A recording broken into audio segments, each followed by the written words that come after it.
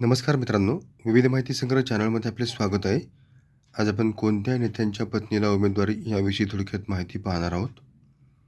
जलसंपदा मंत्री गिरीश महाजन यांच्या पत्नी साधना महाजन यांना जामनेरमधून नगराध्यक्षपदाची उमेदवारी मिळाली.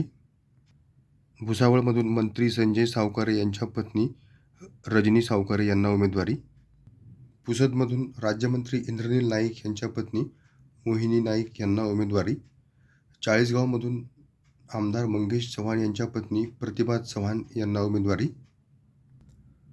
पाचोऱ्यातून आमदार किशोर पाटील यांच्या पत्नी सुनीता पाटील यांना उमेदवारी. बुलढाण्यातून आमदार संजय गायकवाड यांच्या पत्नी पूजा गायकवाड यांना उमेदवारी. आणि संगमनेरमधून आमदार सत्यजित तांबे यांच्या पत्नी मैथिली तांबे यांना उमेदवारी मिळाली. धन्यवाद मित्रांनो, संपूर्ण व्हिडिओ पाहिला त्याबद्दल. व्हिडिओ आवडला असेल तर लाईक, शेअर आणि सबस्क्राईब करा.